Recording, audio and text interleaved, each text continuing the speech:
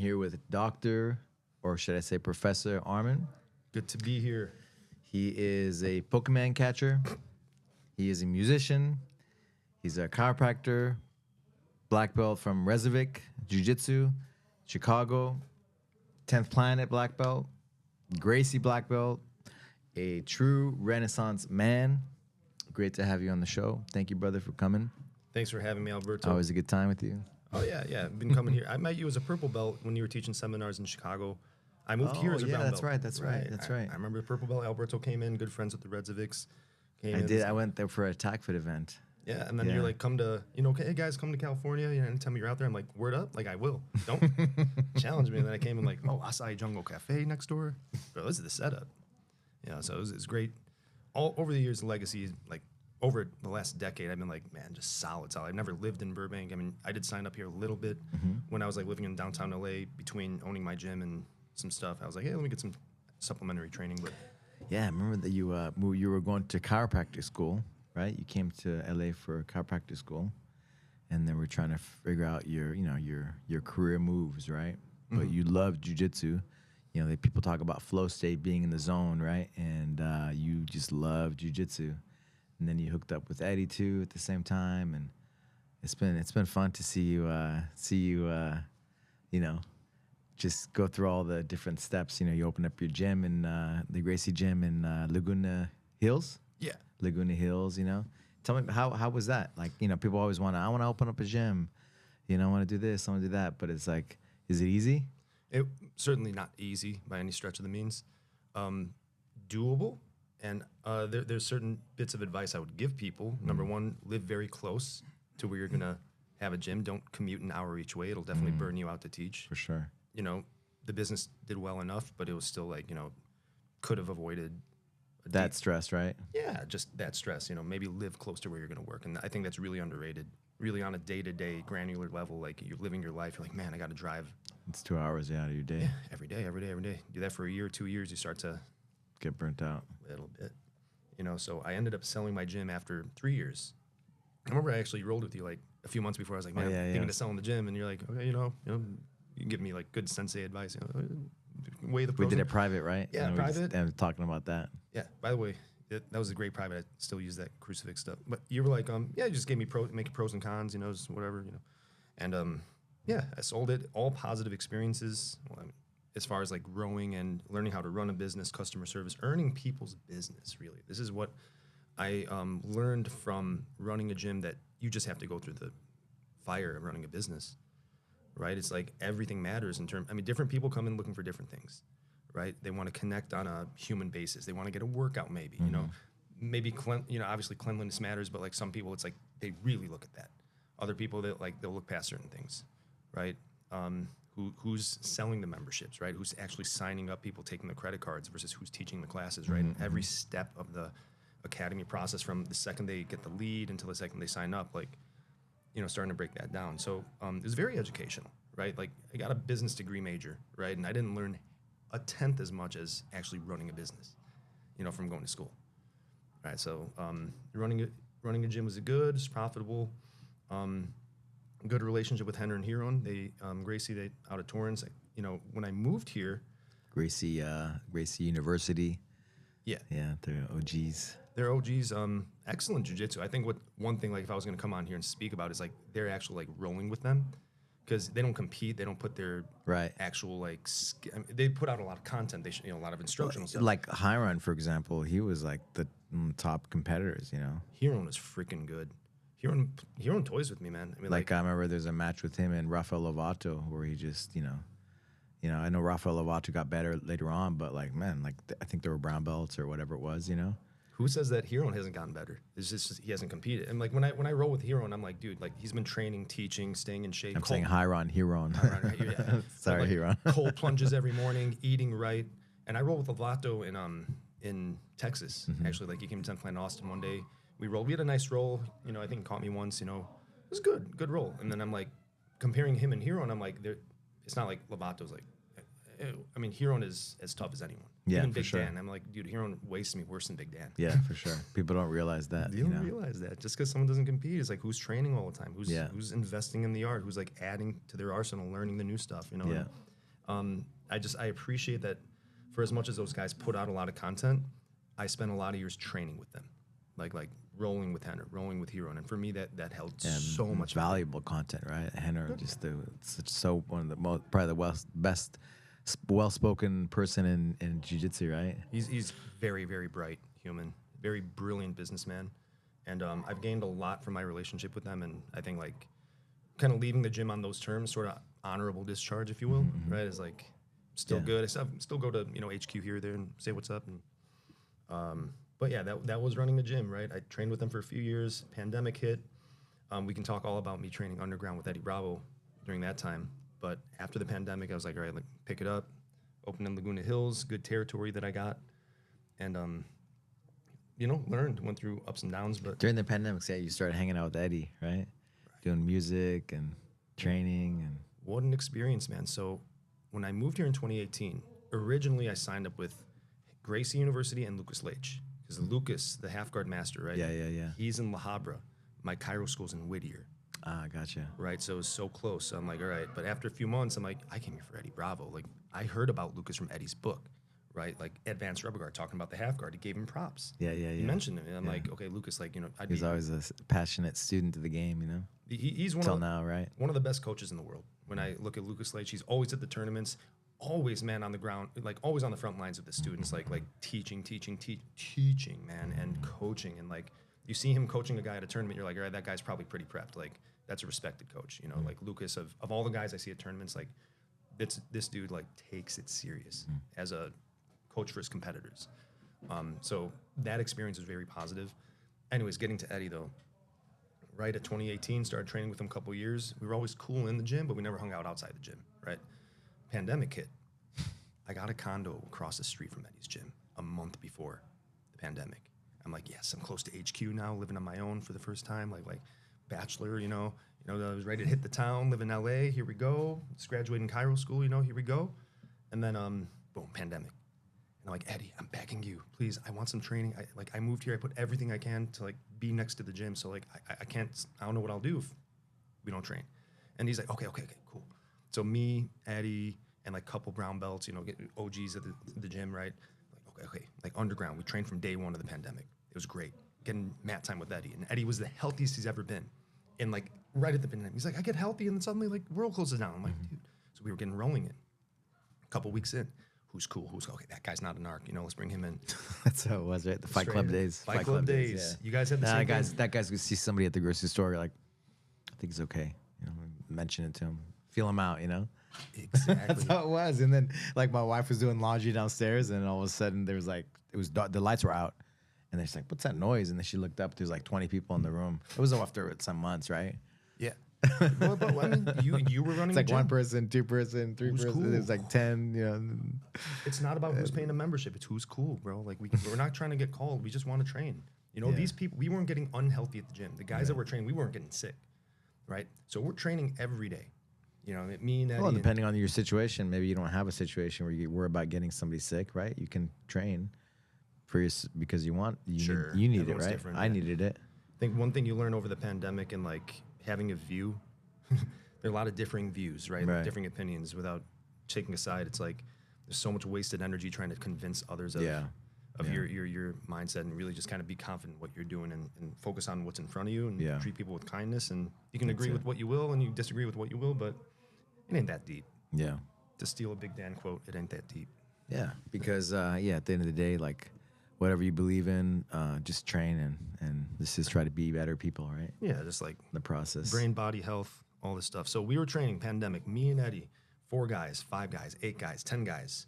Okay, after a month or two, it's like, okay, we're all hanging in the gym afterwards. World is closing down, so we're here. It's like, kind of all like gonna go home, be rotten anyways. Like, Arman, how about we go hang out, order some pizzas, go to your crib and like watch a movie. And I'm like, Eddie, yeah, hell yeah, that'd be super dope. And everyone's like, yeah, hell yeah. So we all kind of came, pitched in, everyone pitched in, get some pizzas and watched a movie, and it was like hilarious. Just Eddie's commentating the whole time. He's like, look at that, look at how blah blah blah. And oh my God, we just had the time of our life. Really, like literally the most fun night of my life at that point. I was like, dude, let's do this again. Like a week later, now that like a UFC was going on, right? A UFC night, we did it, and like Eddie's the life of the party, man. You talk about someone who can command a room, Yeah. command a microphone, just make everybody feel important, make everybody feel like involved. Like I'm sure like Joey Diaz was that way when you had him here. Yeah, I remember when I went to when I first moved to LA. He was teaching at the Legends gym.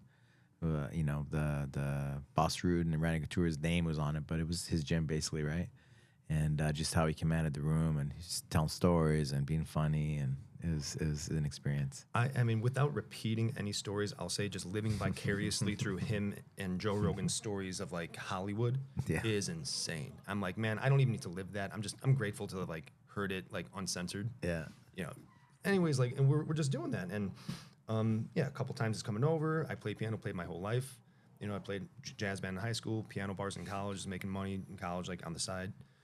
So it's another life. Jazz piano bars. Well, no, I was playing like mostly like piano, like kind of like dive bars, like Billy Joel type of stuff. But there was like one nicer steakhouse I played, but yeah, I was making like good Piano money, man, huh? good money as a college student. Like you're like, I'm in like living a little life on the side, you know, almost like more focused on that than I should be my studies sometimes. Piano man. Yeah, so that was another life. Then I started jiu-jitsu, a different world. But then Eddie's like, kind of like I had a guitar there. He kind of strums. Imagine walking into like a jazz bar or whatever the bars are, and you're playing. I got my little suit on. I used to do this in college, man. I would cold call play. I would cold call places. I would hustle, man. As soon as I turned 21, I would put a suit on. I would go to like the Ritz-Carlton or the Hilton Palm House. You know, you're talking about some nice hotels downtown Chicago. I was living downtown. You know, you've been at the downtown camp. You know, there's like around that area is like nice hotels. Yeah. I would just cold call places. I'd go and wear a suit, put a little jar out, start playing on their piano. People would put cash in. A couple times, maybe a manager come by like, did we have a booking or something? And I'm like, oh yeah, my manager booked this. I just make it up so like they would go and like check something, and then I might just like get out of here, you know. But I did get a gig off that, and like just it was very like kind of I made little business cards. I'm like, when okay. You grew up playing piano? How did you get into music?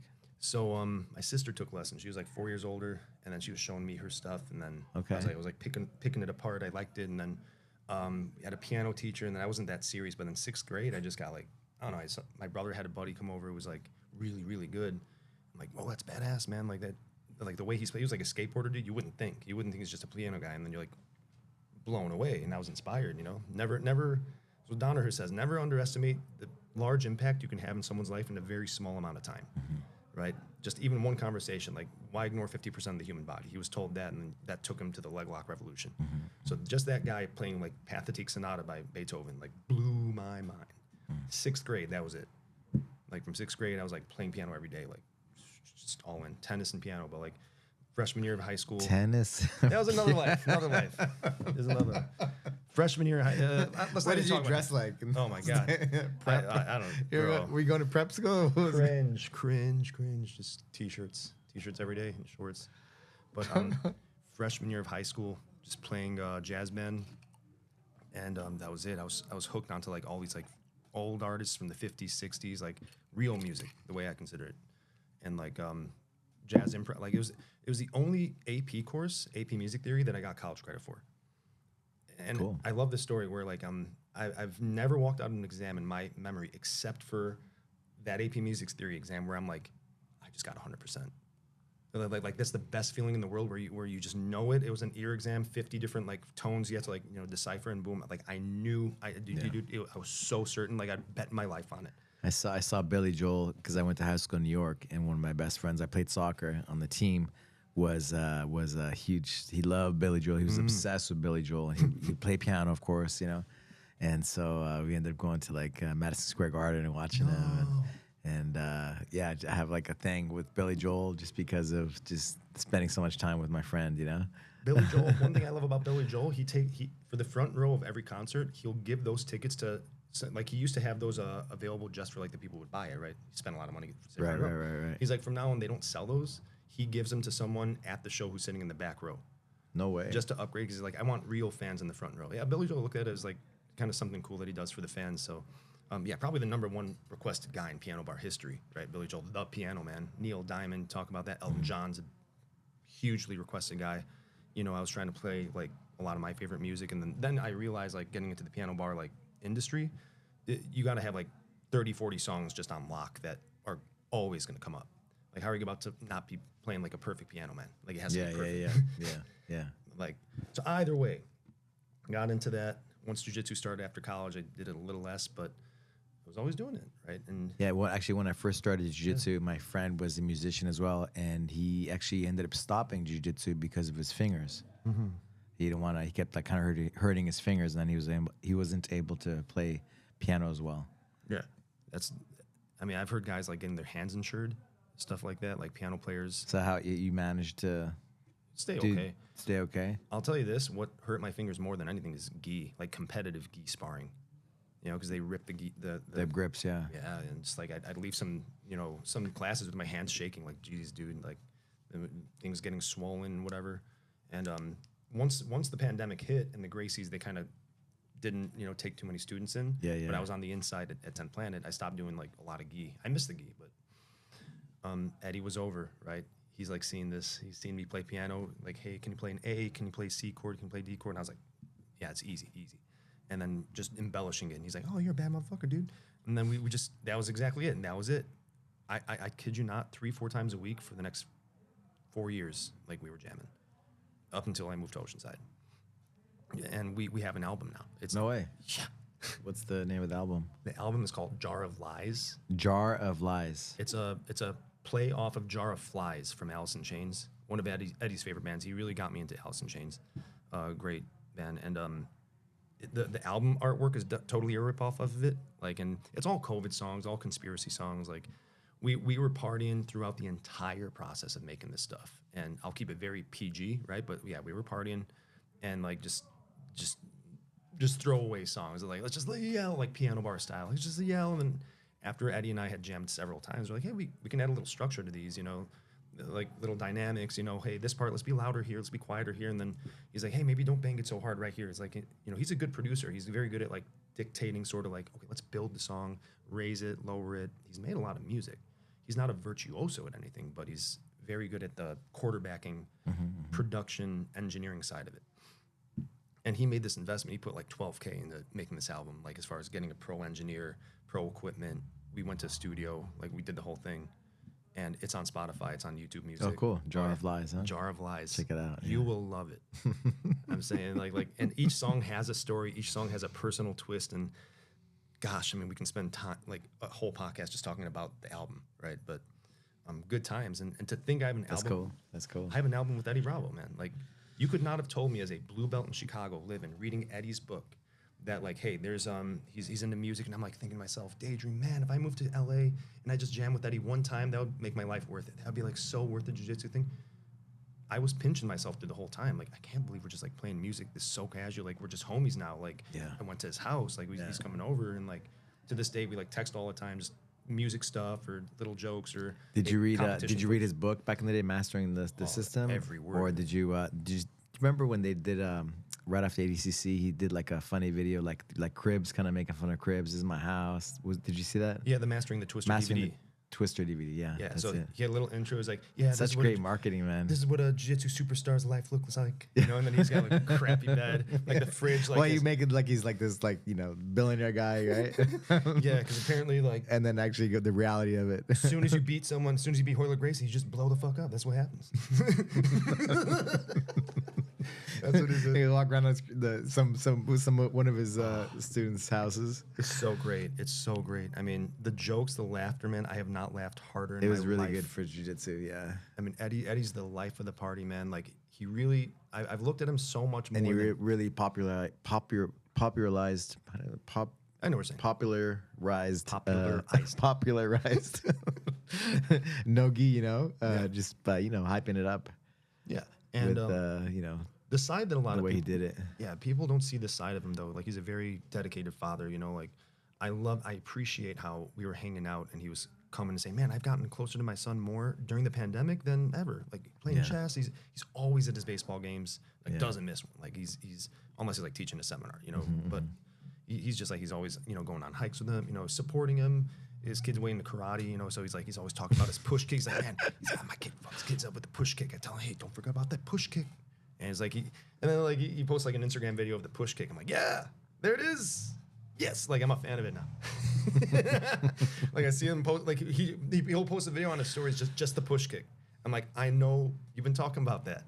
It's funny. It takes pride in it, you know, and like learning what life's about, man, which is like play music with your buddies, just hang out, laugh, eat good food, you know, get some exercise, have a good time, man, because like we're all like this is an ethereal experience, right? Like we're all gonna end here, we're all gonna age. What doesn't age is our spirit, right? That's something that stays beyond this earth, you know. And being there for his kids, right? Like you're saying, and that's what matters. It showed. I mean, like for all the Hollywood stories he has, for all the crazy stuff he has, and he'll reminisce. It's a lot of stories. It's funny, you know, and good times. But I see like what's important to you now. You know, I see the life you're living now, like, and what I really want in my heart, you know. And I think like, and I think a lot of people, they just know Eddie Bravo. Eddie Bravo's like, man, like this dude's the sweetest guy. He's got 2 cats. Him and his wife just adopted a cat. Like it was 3 days old. Wife found it. It was like almost dead on the street, and they nursed it back to health. And that cat is like the best cat now. Like he's like, dude, it's like a grown cat, but it's like the most affectionate. We saved its life. Like you don't see this side of him, bro. You read the books, you don't see the side of him, you know. But in any case, like I read Mastering the Twister book. I read Mastering the Rubber Guard book, the Advanced Rubber Guard book, word for word, like cover to cover. And it was like one of them talked about his music a lot, and that was the one where I was like daydreaming. And then to get here 10 years later, I'm like, I have an album with him, dude. That's cool. It's wild to think about. But then to get a black belt from him, that was a different height. That was like more learn his game, learn his jiu-jitsu. What does he have to? I mean, he's a truck, twister, rubber guard. Those are 3 things that are very unique to him. Got to know every detail. Otherwise, are you even an Eddie Bravo black belt, right? Yeah. I'm not saying a BJJ black belt because people know come in and they're familiar with it. No, I'm saying like on a very intimate level, like. You know, back in the day at all the tournaments, he would always take time to. He was so enthusiastic, right? He would try to show everybody like the rubber guard and some different positions, right? And you know, he didn't have like credibility, right? Until he tapped Hoyle Gracie out at the ADCC. And I think the more students you get too. And then after he did that, Hoyle Gracie is the GOAT of that division. And then this American guy who just did jiu-jitsu. American Mexican. But you know, like he wasn't he did other things. It was like, it was a hobby, but he's passionate, right? That's his life, right? In a way too. That he beat this, you know, Heli Gracie's son, right? But even going into that, and he said it in his book, he'll tell you himself, is like the reason he became into jiu-jitsu was so he wouldn't be a fat rock star. Because he moved to Hollywood at 18, trying to, you know, make it in music. And that was his life. Make it in music. And like, okay, I don't want to be like an overweight, drugged out, you know, rock star one day. So I got to get into martial arts. And I think he did like Kung Fu at first. Then, you know, Hoist Gracie happened. So then he found Jean-Jacques Machado in the Valley. He's like, okay, this dude's like legit. This dude's like connected to the family. He's in the family. So like went all in on Jean-Jacques and then quit Kung Fu, you know, when he realized, oh, jiu-jitsu's it. Right? But it was always, music was his number one. I'm telling you, like, we would train a couple hours a day. That was it. Get off the mats. We'd jam for 5 hours. We would just, I mean, he's putting on music videos on the stream, and he's, like, introducing me to new music education, like, marathon music sessions, dude. This guy's, like, way into it. That got me so excited. And we have such a good marriage with that, always sending each other. He's always Shazamming. Every song, Shazamming, screenshotting. Okay, like, let's remember that one. Like, you take it, like, serious. Like, if you see if you're part of an industry like jiu-jitsu and you see a fighter do something nice, you're like, what did he do there, right? He's doing the same thing with music. Like, what was that? And it got me into it. And now we're like, I'm really deciphering music on more like engineering level. Like, what effect? Oh, they want like, whoo, did you hear that? Right? You know, so little things like that. Like noticing is like, okay, what did they do in the back end on a very microscopic level, musically, sound-wise, the art of sound, right? To get an impact from people. Yeah. I think of like music and these things, like everything's frequency, right? So even like music, right? Like looking at it as frequency, looking at it as energy, right? And it can either raise our energy or lower our energy, right? Depending on who you are, how you're wired and stuff. And here's the nice thing. You don't have to be a professional chef to know if something tastes good or not. Taste food, you're like, okay, I can eat it. Or no, I can't eat it. You listen to music and it makes sense or not. Rhythm, a 4/4. You feel it, right? You feel it. This is what I was learning in music, AP music theory, and then went to college, took some jazz improv courses. Like, how can we quantify a feeling, right? Very, very tricky. How do we put a formula on an impact that we have on someone? Like, okay, basic idea, minor chord is sadder, a major chord is more happy, open sound. vibrant sound, and then using rhythm as a way to, you know, stir someone's buttons, right? So many little tricks. What do you think the best music is for jiu-jitsu? Brazilian samba. It's Brazilian Jiu-Jitsu. You know, okay, you want to know? And why? And why? This is Brazilian. No. Okay, I'll tell you what I was always playing. Yeah. Benny Goodman. Benny Goodman. 1920s. You know what I'm saying? Golden era, pre Great Depression. We're talking like the Roaring 20s. Okay. You put that music, do do do do do do do do do do do do. You play, yo. You start rolling to that. You're having a good time. You're swing dancing. You're starting to play guard, lasso. You're like, hey. So Benny Goodman, like he was the guy who did that, like. I think I would get stressed out. Yeah. That was like the Hershey's commercial. Yeah, so Benny Goodman's my go-to. Okay. If you're talking about best jiu-jitsu music, swing music, I don't like lyrics. I'm not a big lyrics guy with music. I want rhythm. So being around the game, the jiu-jitsu game, and different schools and things like that, what do you think overall? What you see people vibe with the most? What kind of music? Music? Yeah, when they train and stuff. Well, the Gracies they never have music. No music, right? No music there, right? So music or no music? I go to Lucas. I like music. I'm a big music guy. Me personally, I was always having music in my. What do you think about no music?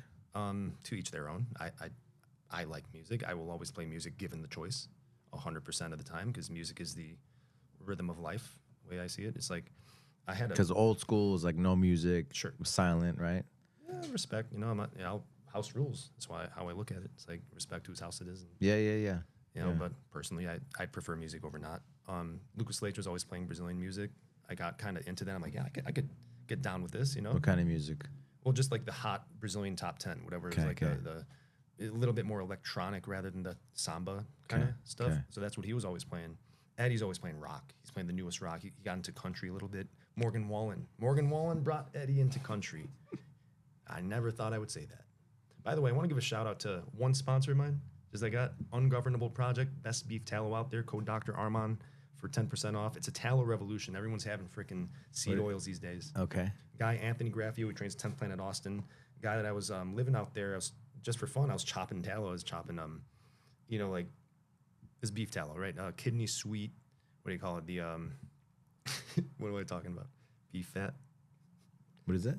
It's like well, it's like cooking fat, right? So it's a good guy. I just want to give him a shout out. Ungovernable Project. Cool. I did my commercial for the day. Nice. Because he told me give me a shout out. Nice. I'll do that. What were we talking about? Music, the types of music. What do you think? What do you think overall? You were telling me about Eddie likes rock in his classes. You like Roaring 20s music for yourself personally, which I think would give me anxiety if that was on. I train at Gio Martinez in 10 Planet Oceanside, one of my favorite gyms ever. I just moved there. Gio is always playing electronic music. He produces music in his little home studio, and like I've gone there. He's got a really nice setup, and just putting together beats and stuff. And he's always playing a lot of his own stuff, you know. So that's pretty dope. And like with different like beats to it, and that's a hype. You know, that's a vibe for sure. And you're like, okay, like Gio's got packed classes. People are dancing, having a good time. And, he starts breakdancing on the mats, and it's like, okay, this is the coolest thing ever. You know, so different people have different preferences, Yeah. What do you think's a good universal music? Roaring 20s. Oh, my God. No way, man. No way. I would get anxiety. You know what? The house music, honestly, like beat music, like just Dutch house music. I'm a big, like, Dutch house music guy. I've gone to Amsterdam many times, and some of the clubs, they just have, like, really unique music pumping it, and I enjoy that a lot. I don't think anybody would like be upset with that. Yeah. For the most part, but because I love hip hop, but some of the songs, right? Especially if it's like a kind of family or mixed gym, right, with kids and stuff, you have to be careful with that, right, with lyrics and stuff. I'm not a big lyrics guy in general in a gym setting. I love hip hop, but then some of the songs, right, can be inappropriate. So just beats. Stick with beats. Yeah, keeps it going. You're good. Yeah. No harm, no foul. No. So, playing a lot of music with Eddie over the pandemic. And, man, there were so many times where I was running my gym, and I was building out my gym, Alberto, and I'm driving to Laguna Hills, and then Eddie texts me to jam, and I'm like, damn it. Turn around. Okay, I have another one for you. So you had green mats. Gracie Academy has green mats. Sure. Gracie Ball has like blue mats. You know, we have gray mats. What does Eddie have? Like black mats? Black mats. Okay. So what do you think? Because you know everybody has different brains, right? We have different respond to different colors differently. Mm-hmm. What color is the best color for jiu-jitsu? A cool color. For mats. I don't like red. I think it's more about like don't have a red mats unless you're like an MMA gym. You know, where you're like, I think what Henner's whole mentality with having green mats, and he's actually like explicitly talked about this, is like it's a calming color. Calming, yeah. Right? Blue accomplishes Calming. that. Idris in Chicago, he has blue mats. I love it over at Supreme. He has what Jiu-Jitsu. colors? Blue mats. I think the Redzovics, they have blue mats. Gray's even fine. You know, you're not doing, too bad with that. But not red. Yeah, I just think red is, I agree. I agree with Henner on that. Like, and he's like, we don't have red purposely. And like, we tell our affiliates don't have red because the Gracie green is meant as a calmer thing. And I had Gracie green. I would have just as much done blue.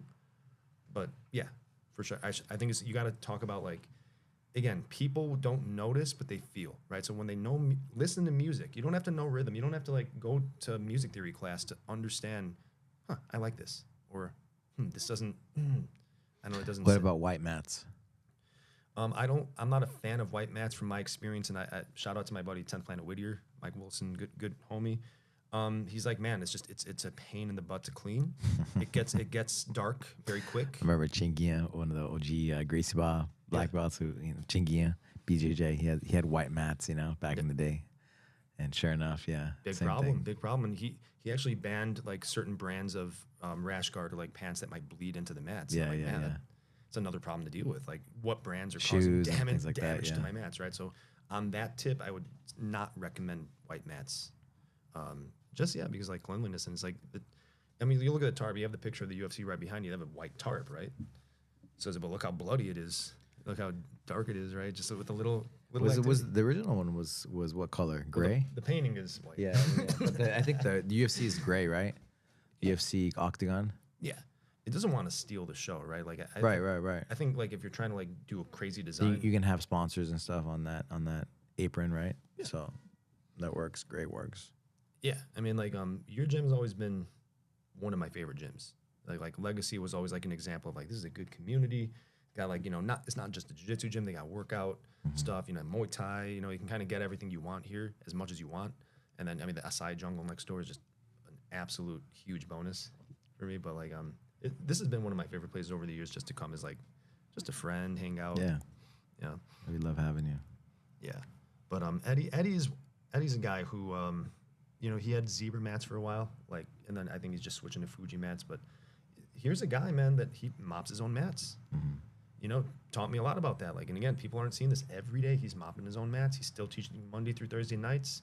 And he's like, a lot of affiliates want him to come to his school, like local affiliates. He's like, man, we got to keep HQ strong. Like if people are coming in town, coming to class, like Eddie's got a schedule. Yeah. They expect him to come. It's like, I want to see him. 20 years, bro. He's had the same schedule. Yeah. 20 years. Yeah. Monday through Thursday night, Tuesday, Thursday nighttime. That's later, right? Later in the evening. Yeah. And then he's got his 2-a-day, Tuesday, Thursdays. And he's like 20 years. He's had the same schedule. Yeah. He's like, just embrace it. Like get something this is something I learned in running a gym. You have freedom. You're an entrepreneur, right? There are challenges, but there is freedom. Set your schedule. Set ideal for you. And what I didn't realize then, put my health first. Put my health and wellness first in running a gym. Right? Because if you're healthy and you're vibrant and you're bringing the heat, and I notice this as a chiropractor, like if I'm put together, people feel that, they feed off that, they heal from that. But if you're healing from stuff of your own and you're bitter, you're not feeling good, yeah. You're not gonna. What are you gonna spread to the mats? Like what kind of thing are you gonna do to the atmosphere? So you see it literally on like a day-to-day level of I see my mood and I see the kind of class I taught. Yeah. I see the way I impacted someone or didn't shave. You know what I'm saying? So like maybe people look at you a little different. Just little things like. So you're in Oceanside now? Yeah. So funny story. I lived in downtown LA for 6 years after moving from Chicago. Mid 2024, after I had sold my gym, a little bit of freedom, traveled a bit, a couple months, just all over. Then I'm like, let me go to Austin, try it out. You moved to Austin for a bit. For 3 months, right? Okay. Try it out. I'm hearing a lot of good things. Maybe look for a house there. I don't know. Lived with Big Dan Monasoyu, who's a new wave guy. He had taught a seminar in my gym. He was filling a fighter house up, cheap rooms. I'm like, all right, I'm gonna be super cool month to month. Don't got to sign nothing under the table. Perfect situation with a bunch of jiu-jitsu guys. So went there, amazing experience living with them. Just Texas is really, really hot. And you're so used to California, man. I mean, I'd go to the Target parking lot, walk from the lot to Target, you're sweating, 110 degrees weather. It's like really hot, yeah. And also like humid and hot, yeah. My dogs would like, I'd find like lizards dead in the freaking, garage, like the size of a hot dog that my dogs killed. That is like, what the heck? Like you can get this like crazy wildlife and it's just like off-putting, right? Like little things like that, good community out there. And then I'm like, man, my parents, they live in California, they're retired. And they're like, why don't you? Oh, they moved from Chicago to here? So side story, they retired in like 2019. They moved to a year after I moved here. They're like, okay, you're our last kid. Like we don't want to, my sister lives out here. She's got kids. They want to be they want to be near their grandkids. You know what I'm saying? Like they're retired, So they're good. And they're like, why don't you come back to California? I'm like, I like, Texas, blah, blah, blah. If I came back, I would only go to Oceanside. And like, why not Oceanside, right? Because 10th Planet Oceanside, I've gone there for open mats over the years on Sundays. Yeah. Gio's he runs an amazing gym. I mean, it's very much like this, the vibe. They have workout stuff. They have like the striking area. They have a full like recovery sort of thing. Great gym, and Gio's just a super, super bad dude, man. When you talk about teaching, like always teaching the latest and greatest. I mean, he's having that match with Chandra Ribeiro coming up, right? Boogie is today. His brother Boogie. Oh, sorry, it's Boogie. Boogie's doing. Yeah, Gio, who I train with every day, is fighting Mikey Musumeci end of May. So we're training him for that right now, and he's been. I hope Mikey doesn't listen to this, but like, no, Gio's been just teaching a lot of stuff, a lot of game that he's kind of like aware of what Mikey plays, right? A lot of new stuff that I'm not akin to. Like a lot of the crab ride stuff is kind of familiar to me, but then like there's a lot of like there's a whole world within the crab ride that I'm like, dude, I did not realize like how 360 it is, how kind of back and forth and spinning is like, this is what I got to like work on for Mikey, So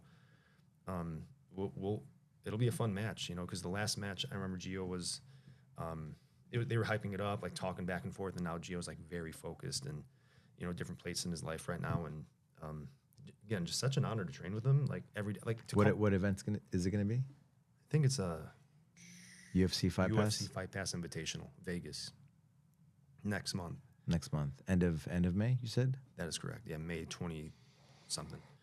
And man, like this dude's focused. He's teaching class all the time, runs a successful gym, but about that life, right? Just he'd be a great guy to have on, but good friend of mine, man. We collect Pokemon together, so. Tell me, I never. I guess my Pokemon. Tell me about Pokemon. Teach me. No, let me just put it this way, right? Teach me. We all grow up with our collectible things, right? When I was 10 years old, 9 years old, these Pokemon cards came out, right? When I was moving to Austin, right? Sold my gym, and I'm just emptying all the stuff out of my parents' old closet. Found my Pokemon cards. I'm thinking, okay, let me go sell these, whatever. Get a few bucks off. I'm looking through them. They're cool, nostalgic, Go to the store, sold one for $40. I'm like, damn, and I'm like looking at the cards behind the counter. I'm like, these are pretty cool, I'm saying, just sold my gym, and I walked out of there spending way more than I made. You know what I mean? Like I bought all these like cards. I was like, dude, like what the hell did I just do? But they're bringing me joy. I'm like holding them in the cart because like when I was a kid, I couldn't afford these, right? Like an $80 card, a $50, like just like really good cards, right? That they have liquid value. I'm not saying that like, oh, you just dumped your money and it's never getting back. There's like a big market of it, right? So I had all these cards and it snowballed. It snowballed. I started getting way into collecting, buying booster packs, buying all this stuff. And what's a booster pack? Right? These are where it's basically legalized gambling is what Pokemon does to you. It's the most like sinister way to teach a kid to gamble, right? Like you talk about like, okay, let me give you a pack. It might have a really expensive card in it, or it might have nothing. This pack costs $5. There's like a 1 in 100 chance it's gonna have like a $2,000 card in it, but then like a 95% chance it's gonna have nothing.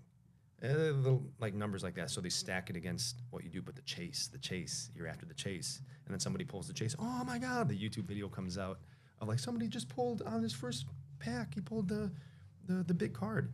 Right, so what is that? It's like the lottery winners, right? That effect, you just keep buying it, but it has a degree of nostalgia that it has me hooked, right? So I got way into the collectible aspect of it. The market's a booming market. What's the biggest card you've gotten? I have a first edition Charizard, right? The Logan Paul card. Oh damn! Yeah, so that's like I spent like 5 G's on this card, and it's only gone up. And there's a real first edition Charizard. So people who don't know this is like the holy grail of Pokemon, right? I mean, if you're into baseball, this is like the Honus Wagner card or whatever. If you're into or the Jordan rookie, right, or whatever you want to call it, Babe Ruth rookie. I mean, like the Charizard first edition, like original print. Even like I have a really, really crummy condition one that's 5Gs, really terrible condition, you know, like, and one that's like mint condition, the one like Logan Paul made a big famous video of it. He bought one for 150K cash, and then like even then it's like 200 now. Right, so there's big money in Pokemon. There are literally guys, billionaires, sitting with no life on like a computer pressing buy it now, buy it now, buy it now on eBay. Like this is what multiple vendors tell me, that there's like some serious like wicked price like, you know, hikes on some of these cards. So it was a little side hobby, you know, just after I sold my gym, midlife crisis kind of thing. I'm like, let me re-examine my old love of Pokemon. And then Gio's way into it, turns out. So we have that connection off the mat of like Pokemon, right? And then a lot of guys at the gym at 10 Planet Oceanside. We have a little crew called Pocket Freaks. There's like a little group chat that we just like send each other price updates, you know what I'm saying? New drops, you know what I'm saying? TCG, trading card game, that's what it says. So there's a thing called TCG Player that has a very standardized market. It's a very active and moving market. Like the price of gold or the price of silver is active, right? Prices of cards have these same things that track the eBay sales. That you know, so you go to a vendor and you know you want to buy a card, they can look up the price of the card. They're not going to put a price tag on it because it's like it's market rate. Then I'll make you cash off for this much, and they're like, okay, maybe. You know? So I mean, Pokemon's like a cool little side hobby, but that, you know, just came about as a, you know, way to kill time after the sale of the gym. A couple months traveling, went to Europe. Where'd you go in Europe? So the Redzovics, right, the guys that I originally got my black belt from. Right. And I'll tell you the process of getting my black belt, which is very interesting. They host camps in Bosnia every year. You know, so I've gone to like 3 of them just as an instructor. And this time I kind of just went for like a month. You know, went to Serbia for a week, Bosnia for like a week and a half. I was in Amsterdam for a week, and you know, went around and you know, like Great Britain for like a few days and stuff.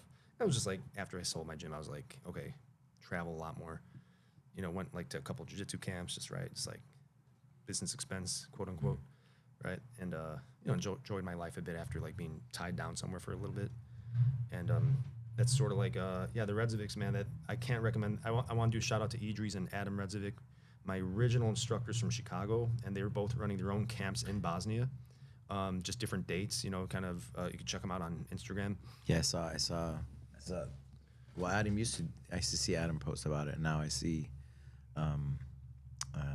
he's gonna, the premier, Idris. Idris is gonna have. You got Hoist Gracie in, you know, coming in this year. Oh, no way. Oh, yeah. So how's Bosnia? How's the scene? Because I remember he was talking about how it's so cool that, you know, have like Muslims, Christians. Everybody gets along, you know? Yeah, I had zero drama there. I mean, I had a swell time. You know, the food is amazing. The training, I mean, they got some tough dudes there. Yeah, man. yeah. I remember like I was teaching a class in Gi, and I was rolling with this brown belt who was like he was a heavier brown belt, and he was like a competitor. And man, he gave me a run, bro. It was, and this dude was like tough, big, like strong, and Bosnian meat, and like good. I mean, with DVDs these days, I mean, every there's no shortage in information. Don't tell me you're in Bosnia and you watch a Danaher DVD. You're good. For sure. So these guys have the knowledge. That I think the digital age of BJJ fanatics and big time. Just even the matches, right?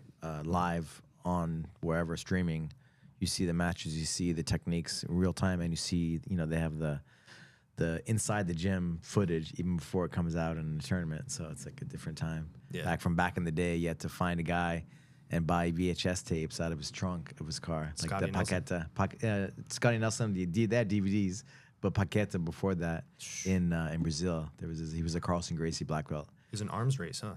And you had to, he's like, come follow me, and you go to his car, you buy the VHS tapes out of the trunk of his car. And then you would videotape or video the sport TV matches on TV, like wherever you can get footage, so you could break it down and study it. You know. Wow. I mean, to think like you came up in that age of like, like you couldn't cross train because of the fear of someone else learning another technique. Right. Don't go show them our stuff. You know? Right. It's like not real. Now everything's out there. Yeah. You know, you can drill anything at home. Yeah, it's true. Yeah, and I think Danaher really changed it with the leg locks. I remember the leg lock DVD came out 2018, right when I moved here, and then that was like, okay, it was originally a secret. No one's going to share, or the Danaher guys have like these things that no one knows. And then once he released it, it's like Eddie. I remember Eddie had a whole thing of like, we got to catch up on leg locks. 10th Planet, everybody. He put out like a APB to everybody, like every single school, hey, leg locks, leg locks, leg locks. So within a couple of years, 10th Planet wasn't so far behind. Yeah, yeah, yeah. But somehow 10th Planet has a reputation as a leg locking school now. Like, it's kind of funny. But yeah. So let me tell you about the whole black belt process, because it was rather unique, right? And I had moved here as a brown belt from the Redzovics. I had actually trained with a lot of different places. 10th Planet Chicago with Josh Bassini, 10th Planet Lombard with Omar Casio, Gracie Baja Downers Grove, Carlos Lemos Jr. Lemos, yeah. Skohega, you know, he's very skilled, and I had some really good training with him. Excellent. He was friends of the Redzovics, and while I was in school in the burbs there, he was the best guy in town. I'm like, hey, you know, I mean, get some mat time here, just paid a year, and like, let's get some mat time. I spent a lot of time with him back in the day in the 90s at his house and stuff. He lived in a neighborhood called Recreo, outside of Baja, you know, Tijuca. We spent a lot of time together. Yeah, and he's just good to see him doing well now with the family and everything. Consummate martial artist. I mean, really good on his feet. Judo stand. I mean, he still trains hard. He's like, he's a very like kind of disciplined jiu-jitsu guy. Like, he's always in good shape. And I got a lot better training at his gym with him. He had Lucio Lagarto come in for like a month.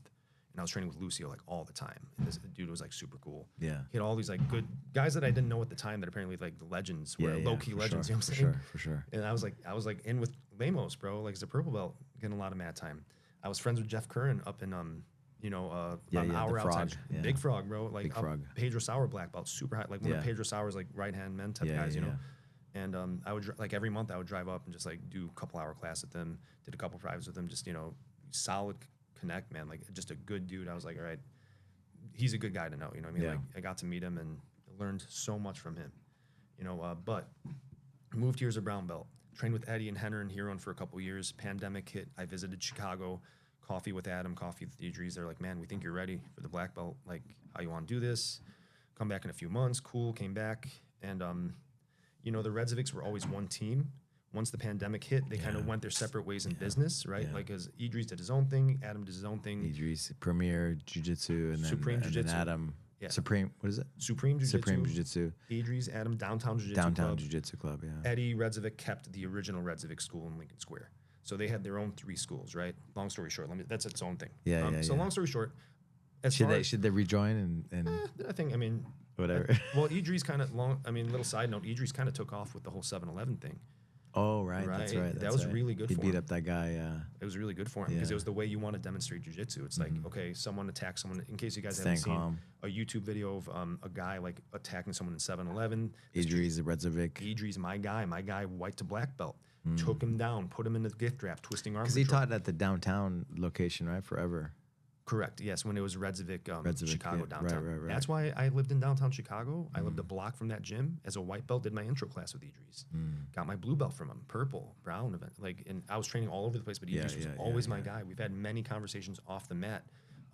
Side note, we're both Muslims, so we had like a lot of off the mat talk. That was on my own accord. That nothing was ever forced on me. But I was like, hey, like let's chat about this stuff. You know, we got really close. You know, and to this day he's my brother. You know, so.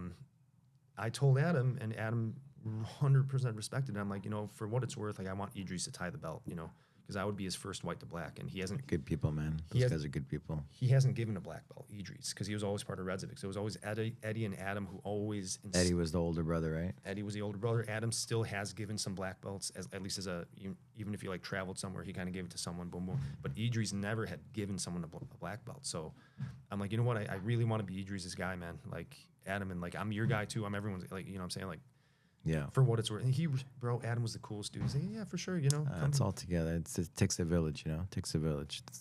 So the best part though is like, Idris is like, okay, we're gonna do this Facebook Live tomorrow. Like, we're gonna do this. Arman, I want to call Eddie though. I want to call Henner. Like, you know, make sure like I've been putting in the consistency. He's like, you know, we rolled, and he's convinced, but he's like, I just want to talk to them. I want to get a conversation.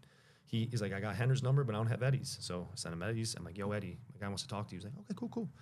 You know, and Idris called me an hour later. He's like, yeah, I talked to Henner. He was like, you know, super cool, a couple minutes. Yeah, he's good. He's legit. He's been coming in, super consistent, boom. Henner, for his part, when I moved to California, I said, hey, like, I don't, you know, I'm cool to get stripes, but I want to get the black belt from Idris one day. And he's like, yeah, I don't want to step on his toe. Like, Henner was like total professional and solid dude about it, you know. And then Eddie got on the phone with him, and he's like, dude, Idris told me, he's like, bro, I was on the phone with Eddie for like 45 minutes, bro. Because he he was telling me all this stuff. He's like, man, Arman comes in the morning, comes in the afternoon. We were just talking about you a lot, like everything. Because Eddie and I were playing music at that point, right? So we were really close, right? Yeah. So they meant so much. I got like their blessing, right? So it was like Eddie and Henner and kind of in a way signed off on it, right? And then Idris, like next day we did a Facebook Live ceremony because there was no. It was COVID. It was COVID. We couldn't do nothing. I had like my girlfriend at the time was there. Facebook Live. Facebook Live. Right. Man, we did a Facebook Live like almost instant, like the next day. We started doing like noon jitsu. Were you on, Kevin, at that time? No. Me and Alshana, we don't know what to do. We just like, because I do my noon class, you know? So I was like, he grabbed the guitar. We just started doing whatever. And we started calling everybody in, and we just kept it going, you know? Yeah. And then we started filming stuff just to stay busy, you know, to keep a routine. You're going to get crazy if you don't. Yeah. Staying home was the worst thing. Yeah, that was it, you know? Like, I mean, I got 2 dogs during the pandemic just to keep me, you know, sane. I named them Rona and Wuhan. That's right. Yeah. They're good kids. And Wuhan. Yeah. Rona is a Norwegian name, and I guess Wuhan's a Chinese name. Yeah. Okay. Nice. So you're Persian. Your family's Persian, right? That's correct, yeah. So are you a big wrestling fan?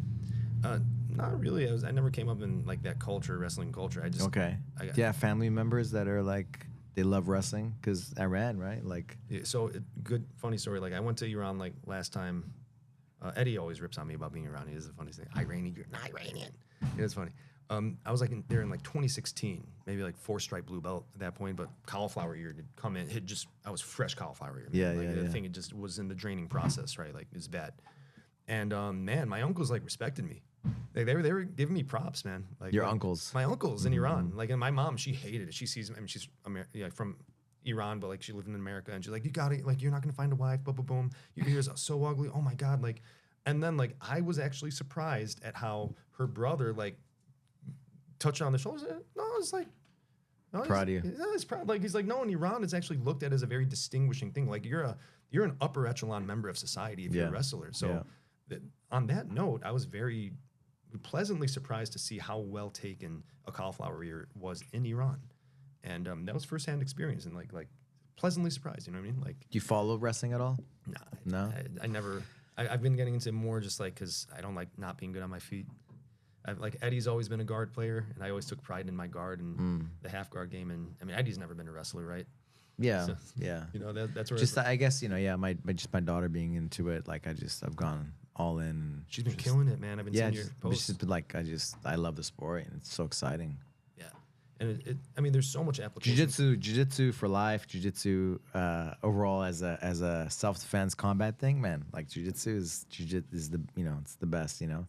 But for as far as a sport like wrestling, man, and as far as athletic development, like there's nothing close. The toughest dudes are the wrestlers. I mean, Jiu-Jitsu is such a nice lifestyle that you can coast and get. Well, yeah, you build somebody like that, they can adapt to anything after that, you know.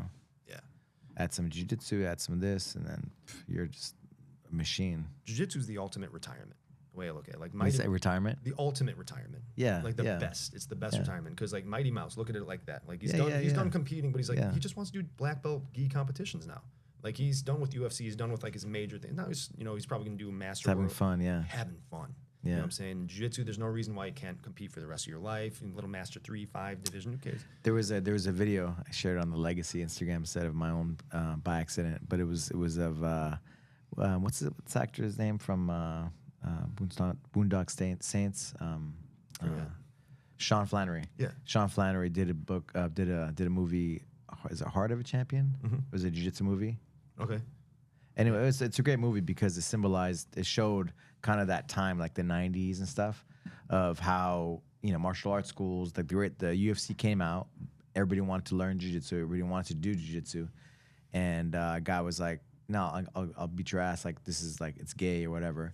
And he's like, no, you want to prove me? You want me to show you what's up, And he's like, I'm gonna do this to you, and then I'm gonna close the distance. I'm gonna take you down. I'm gonna, you're gonna turn over. I'm gonna choke you out, and then when you want it, then we'll do it again. And he did it, right? And that was the reality of things, That's how effective jiu-jitsu was. Mm-hmm. And so wrestlers and everybody else had to learn Brazilian Jiu-Jitsu. They had to adapt. And you can never take that time away. Like it showed like, the effectiveness of the art, right? Royce Gracie in the early UFCs. I mean, he's just one guy, right? Like I talk about Hickson and everybody else, the representatives, but it changed the martial art world forever. It became MMA. It became MMA. It became mixed martial arts because of adaptation. Exactly. And so even wrestling, the wrestlers, right? They had to learn jiu-jitsu if they wanted to be. Now everybody has to learn jiu-jitsu, and everybody does jiu-jitsu. Now it's like the best athlete, and you have to be well-rounded. You have to have jiu-jitsu as part of your game, right? Yeah. So things have evolved. Even the grappling, right? Even the jiu-jitsu, you have to evolve. You have to add, different things into your game, like the leg locks, like the takedowns, like the back in the early '90s or mid '90s. Even I think all the '90s, they were like booing when somebody did leg lock, Yeah. When you went for an ankle lock or whatever it was, they would boo you. But now it's like at a point where it's like you're so left behind if you're not. You have to learn everything. You You have to do everything. Like these kids coming up, they're like beasts, right? They're doing wrestling, they're doing judo, they're doing jiu-jitsu, they're doing everything, right? Things safety stuff, right? You have to, but you can learn that late, as soon as you're old enough. And, I'm being 36. I mean, like I feel pretty good. I'm not spring chicken, but I do a judo class, I really feel it. Right? Yeah, or yeah, a wrestling class, like for sure. If you get with the You right partner, and have to flow train in, smart. You have to train smart. So on that bit, like I'm getting more into the takedown stuff lately because I think like jiu-jitsu. It's good to study. It's good to learn. It's good to know stuff because even on the ground, you're doing wrestling stuff like front headlock stuff. Just controls, right? I've learned so much, and I've adapted it to my jiu-jitsu. Yeah, and having the jiu-jitsu I've been mindset. showing a lot of turtle stuff, and it's all like, it's wrestling stuff, but it's like integrated with, whatever you want to call it. It's all one. So Alberto, actually the same. If you took any At the end of the day, you took any martial arts class right now, you could probably like really adapt really well and get into the fundamentals of it, even if it's some striking class, something you've never done. Because of I think jiu-jitsu, like it's given you that I can for drill. sure. And I have to say, I have to give a shout out to TacFit. Like Scott Sonnen, he had a thing called Mastering the Saddle, and like Eddie Cummings and these early like Danaher Death Squad guys, they studied his stuff. They give a shout out to him, but he had like cutting edge stuff. He's the TacFit creator, Scott Sonnen. I didn't know that. Yeah, and so he kind of teaches breathing. He teaches like body structure, like teaches all these things, and it's made me understand like the concepts and what we're doing with the body. That you can translate to everything, right? Striking to wrestling to jiu-jitsu, like where you're strong, where you're weak, right? When you're on bottom, you're always trying to open up the guy's elbows. Why? It's weaker, right? It's weaker, right? Because when your elbows are in, you're connected to your lats, which you're connected to your like gymnastic hollow body, and then you're a solid, unit, right? But when your elbows are out, you're weak. So when you're doing wrestling, you don't want your elbows out. When you're doing striking, you don't want your elbows out. Your elbows are in, everything's tight, for that reason, right? Because you want to engage your lats, which engages your whole body, and then that's true power. Yeah, and the power chamber, as he calls it. I've been getting way into like squats, deadlifts, big compound movements these days, like working with the trainer to really do it safe. And, I think it's important in longevity. I talk about with my patients a lot, like you want to lower your blood pressure, get really good at lower body strength. You need to be able to drive blood back up to your heart from your legs. And it's a passive process with venous return with you need muscular strength down there. Sure, that's really just for longevity, right? For sure. So I've really I think last few months taken that much more serious than I've ever taken it. Nice. And really been super conservative increasing weight. Very, very conservative. Thank God I haven't had any issues. Well, it's like how much weight do you need to lift? I mean, for me, I lift weights just to kind of maintain and be strong because you need to wake up. You need to turn things on, right? But at the same time, I don't want to lose mobility. Yeah, what are we doing? Bodybuilding here, or Yeah, for example, like let's say I can bench press 300 pounds, right? But how much can I push when I'm twisted my body, right? I'm gonna be weak, or I'm gonna break because I'm so I can't move in that direction. I can bench 300 pounds, but when I twist a little bit, how much can I bench? And I look at the kind of strength that Gio Martinez has. I mean, 140 pounds, man. This guy does not have a weakness in his game. There's not a direction in jiu-jitsu he can't go, that his body can't conform. And I've learned so much cool inversion stuff that I'm able to do because he really fundamentally breaks it down. And the foot goes here, the hook goes here. That unless someone really, really knows their body and how to do it, it's very hard to teach. And Gio can make the complicated very easy. So he's inspired me a lot to take my body more serious. And I see, that's what's possible if I can, lose a few pounds, if I can kind of increase my flexibility, get my core strength going. Yeah, that's it. It's possible, and I do believe jiu-jitsu is for everyone. different types of jiu-jitsu, right? Like Eddie has always, I look at like Eddie and Henry and Hiron as like Eddie is Magneto and Henry and Hiron are Professor X, like from X-Men. No, you're talking about Professor X. We'll take in anybody who's got mutant genes. Sorry to take an X-Men reference if you don't watch X-Men, but anybody can come in and like we're gonna make you the best you. Kind of beginning. But Eddie's kind of like in the sense like take your powers, you mutant powers, and become the unique jiu-jitsu that is you, right? Like if you're flexible, use your flexibility. If you're strong, use your strength. If you have these things, use them, build them into your game, so you become like, and you can become world class that way in a way, right? But there's a marriage between the two that I think is important, where there should be a jiu-jitsu for everyone approach. You should also not neglect that for you, your individual journey, everybody's a little different, and you have to take it different than the next guy and the next guy. And the why, I think Adam Redzovic, man, he has the best why of jiu-jitsu. Why do you come here? It's like it really is the mixture of physical, mental, emotional, and spiritual stimulation, right? And your why can change day to day. It could change week to week. The reason I got in the door the first day was just for weight loss. I didn't care about anything. I didn't know what jiu-jitsu was. I was like, oh, weight loss, and it's convenient. It's next door. Then I'm like, oh, the techniques are cool. Okay. Mental stimulation. I'm learning, growing my mind for life. Emotional stimulation. Sometimes I go to, like, there are many classes of Eddie's that I would only go just to say what's up, just to hang out, just because I knew I was going to laugh. Man, I had a hard day at work, and I just know Eddie's just going to say something that's just going to I'm going to throw my head back and just, like, holler, man. It's going to be great. Yeah. And I know I just have that freedom to do so myself. And then spiritual stimulation, like a reason to get up in the morning, a purpose, like, anytime I adjust a patient and it's just, thank you. Like I serve society. I made the world a little bit better, incrementally, even one person, and that you can go to sleep on that. Like you can say, man, I did good work today, made a little money from it, great, then it's a good, honest way to live, and it's just, I think in this world, everyone has an opinion, and it's so, and again, I've been very, very good lately about not engaging in any political discussion because it gets very taxing on a personal level, and it wears down and it goes nowhere positive, right? And when people just realize, like, look at all that stuff out of your control you're getting upset about. What's in front of you? What are you buying from the grocery store? Like, what are you eating that's going to put you in a good mood or a bad mood? What are you doing today that's going to make you in a good mood or a bad mood? Like, did you really need to say that thing to that person right there? Like, being mindful, right? Being mindful, right? And yeah, exactly. Just, I think with age comes wisdom. Age comes like I hung out with Roger Gracie, so I did a Roger Gracie camp last May. Okay. Greatest competitor of all, at least greatest gi competitor for sure. You could say no-gi. I mean, you could just say greatest ever. Yeah. Roger Gracie. Yeah. And one observation, spending a week with him, we got to roll. I felt I earned his respect by the end of the camp because he's like, ADCC, he submitted all his opponents. He double gold, right? Yeah. And submitted everybody. Steamroll. I mean, like very not complex game, and everything he shows is like, he's a very no nonsense kind of guy. Like there's levels in the basics, right? Yeah, it took a lot for me to get him to smile. Like it was like Eddie's a different kind of guy. Like Life of the Party. I also did camp with Wagner Rocha this year. Yeah, we were way more like boom, like shooting stuff, sarcastic, and Hodger's like very stoic, very measured, very good chess player. He actually plays chess just as a hobby, so he was wasting people in chess at the camp. But doesn't waste his words, doesn't waste his energy. He doesn't eat more than he needs to eat. Doesn't move more in his jiu-jitsu than he needs to move to get the job done. Not thrown off his rocker. Crone Gracie said a good quote once. You can tell a lot about people's personality just by rolling with them. You tell a lot.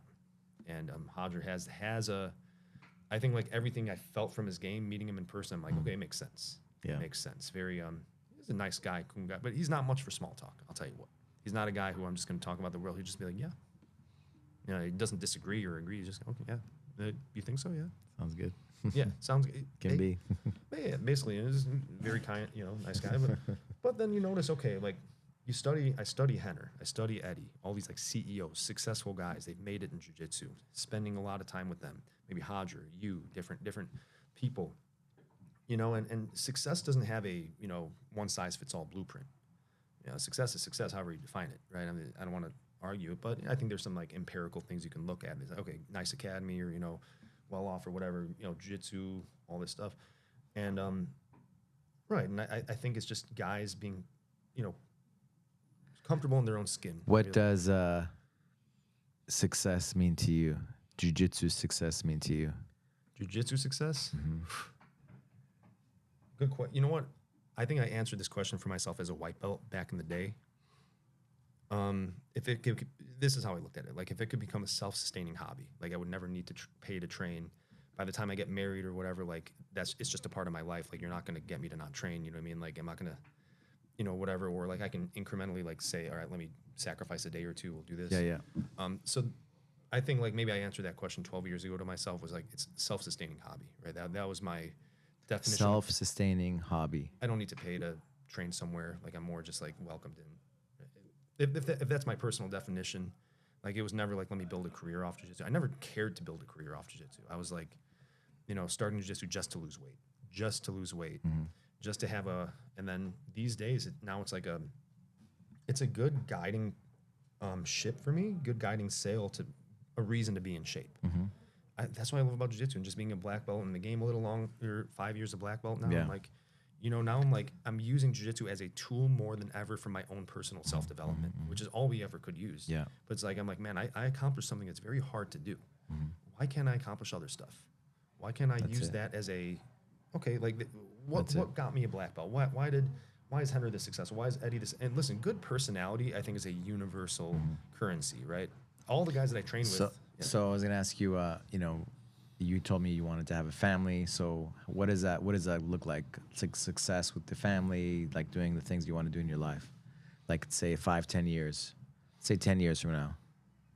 10 years from now, I would like to have a really successful chiropractic. I just moved to Oceanside and working a good gig right now, but waiting in the wings, you know what I'm saying? Like I got plans. I have a vision of how I want to build a chiropractic, help a lot of people. I love my job. I love what I do. I feel like the way I'm working right now in just kind of a 9 to 5 it's a good holdover, great stepping stone, but not a like long-term career path for sure. At least like this job, right? So definitely have something like that. I would love to have it where, you know, I'm kind of, so here's the thing. I have a friend who runs one of the Gracie affiliates. I've taught seminars at many Gracie affiliates. And he wants me to come in once a month, teach, you know, hey, 10th Planet, kind of, but for the Gracie, with the Gracie language. Contributing, helping. Yeah, and it's like with jiu-jitsu. Yeah, he's like, hey, bro, I'll pay you come in once a month, like just to teach, it'd be great. I'm like, yeah, you know, and I haven't like taken him up. He's like, dude, you should do this like with a lot of schools. I think you have a lot to offer, and you should charge more than what you're charging me, you know, kind of thing. And I'm like, you think so? Like I think just that self-belief and self-confidence is coming more and more. Training with, I have trained with a lot of guys. I mean, you and I have trained many times, you know, and like. But I've trained with many other guys too over the years. Like, got stuff to offer, right? Yeah. And sometimes you got to look yourself in the mirror and realize you're worth it, right? You're worth it, and you know, make sure you eat better food because you know you're worth it. Like, what good is having like black belts and this and that if you're out of shape? If you can't do stuff like so. That's where I'm like, okay, maybe I was focusing on running my gym, commuting, all this stuff, and like living the life, partying with Eddie and this and that, like. The last 6 months, I've lost 30 pounds. I've you know, moved to Oceanside, kind of getting more sun. You know what I'm saying? Hanging with Gio a lot. Gio's a serious athlete. Gio always eats healthy. You know, Gio doesn't. How old is Gio? He's he just turned 38. He had his birthday. You know, so I'm 36. Right, we're the same generation. Eddie, I think. How old is Boogie? 40, 41, something like that. Okay. Give or take. But Eddie's like 54, 55. Right, so Eddie and I, we really bonded on music, but Gio and I are the same generation, into Pokemon, both into music. Like we're off the mats, we're really good friends, right? But hanging out with them, I'm like, okay, I see like your approach. Like you're a pro athlete, like you're an elite athlete. I don't think I've ever trained. I mean, Lucas Leitch was like an elite athlete, Carlos Lemos, but they were retired at that point. Yeah. Right, so like Gio's probably the first like active athlete at a high level that I've probably trained extensively. So 10 years from now. Teaching around the world. You know, business, your chiropractic business, the way you want it. I want to marry a girl who's just an enterprising girl. Like she could do anything. Like, I don't care. Like, but just a girl who's a hustler, a girl who like we can build something together, a girl who like I'm in love with, right? And I, you know, teaching workshops, jiu-jitsu workshops, being a part of jiu-jitsu, contributing to jiu-jitsu, but in your way. And then like I know people, they know me, right? I got my own little, carved out my own little corner, my own little corner in jiu-jitsu, my own little niche, and you know, just enjoying life and just having jiu-jitsu as like a life enhancer. It's the ultimate life enhancer. And it's like, it's not even my career necessarily, but it could be. Like, that's how I almost like look at it, where it's like, just and for me, it's like the family. It is in one way or the other, right? Yeah, I mean, it's the reason I got into chiropractic. And I want to give a shout out to Dr. Pete Goldman, you know, who's the chiropractor who I wouldn't be doing jiu-jitsu. Zone healing. Yeah, zone healing. So 2014, I was a blue belt, terrible neck pain. I was just like, I was out for a week, 2 weeks. I'm like, man, my neck is really messed up. Training a lot of gi, I was going hard.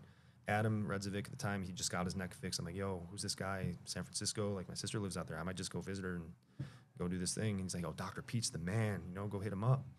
And one appointment, man, he just fixed my neck crazy. And I'm like, what am I doing with my life? Let me go to chiropractic. I was working as a lab tech. I had master's in biotech at that point. And I had the science. I had all the science you need for chiro, way more than.